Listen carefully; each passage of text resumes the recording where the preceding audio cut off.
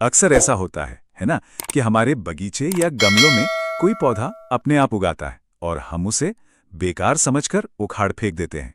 पर आज हम एक ऐसे ही पौधे के बारे में बात करने वाले हैं जो हो सकता है हमारे ही घर में मौजूद एक छिपा हुआ खजाना हो।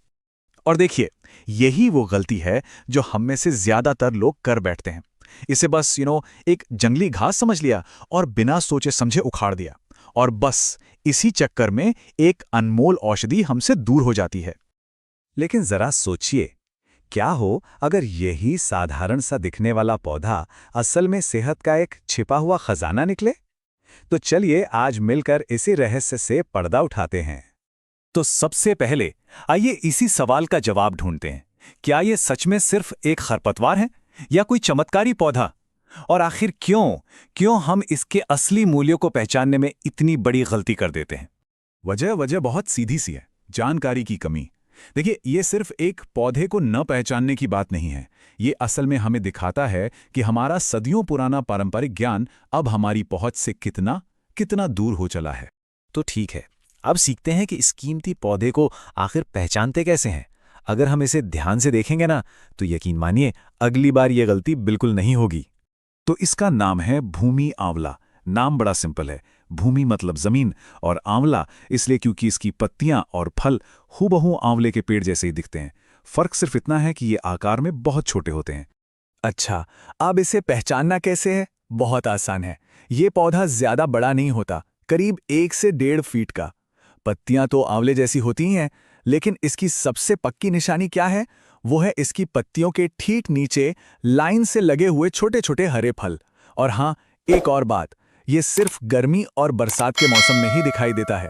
तो पहचान तो हो गई। अब आते हैं सबसे जरूरी बात पर कि आखिर इसे छिपा हुआ खजाना कहते क्यों हैं।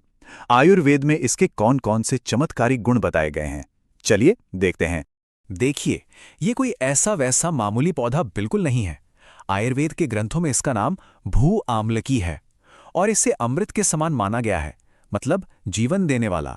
इसका जो सबसे बड़ा और शायद सबसे चमत्कारी असर होता है वो है हमारे लिवर पर। ये लिवर को अंदर से पूरी तरह साफ कर देता है, मतलब डिटॉक्स करता है।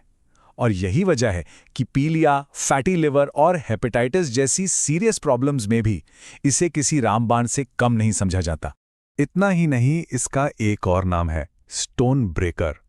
और ये नाम इसे क्यों मिला?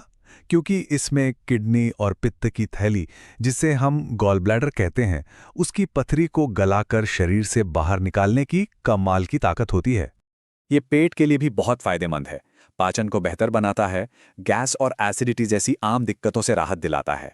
और तो और ये एक डायूरेटिक भी है, मतलब यूरिन के फ्लो को बढ़ाकर यूटीआई यानी यूरिनरी ट्रैक्ट इन्फेक्शन में भी आराम पहुंचाता है। अरे, इसके फायदे यहीं खत्म नहीं होते। ये हमारे खून को भी साफ करता है, एक ब्लड प्यूरिफायर की तरह। नतीजा, फोड़े, फुंसी और एलर्जी जैसी स्किन की प्रॉब्लम्स में फायदा मिलता है। और साथ ही साथ ये शरीर की बीमारियों से लड़ने की ताकत यानी हमारी इम्यूनिटी को भी स्ट्रांग बनाता है। तो अगर इसका आयुर्वेदिक प्रोफाइल एक नज़र में देखें तो तासीर में ये ठंडा है, स्वाद में थोड़ा कड़वा, और इसका काम क्या है? शरीर में बढ़े हुए पित्त और कफ दोष को शांत करना, उन्हें बैलेंस करना। इतने सारे फायदे सुनने के बाद मन में अब यही सवाल आ रहा होगा कि भाई इसे इस्तेमाल कैसे करना है। तो चलिए अब इसके कुछ सबसे आसान और प्रैक्टिकल तरीके जानते हैं। हाँ, पर इसे इस्तेमाल करने से पहले ये जानना बहुत जरूरी है कि सही समय क्या है।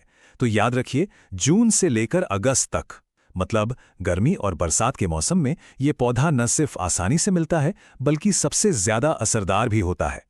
इसे इस्तेमाल करने के 4 बहुत ही आसान तरीके हैं। पहला, आप इसकी ताज़ी पत्तियों और फल को खाली पेट सीधे चबा सकते हैं।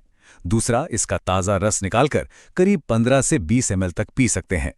तीसरा तरीका है कि पूरे पौधे को पानी में उबालकर इसका काढ़ा बना लें।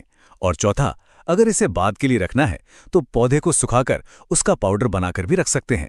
तो हमने इस पौधे के बारे में इतना कुछ जाना, पर इस पूरी बातचीत का असली मतलब क्या है? देखिए, ये सिर्फ एक पौधे की कहानी नहीं है, ये कहानी है ज्ञान के महत्व की। ये हमें याद दिलाता है कि प्रकृति में शायद कुछ भी बेकार नहीं है। जिसे हम एक मामूली खरपतवार समझ रहे थे, वही पारंपरिक ज्ञान की नज़रों से देखने पर अमृत बन जाता है। सारी बात नजरिए की है।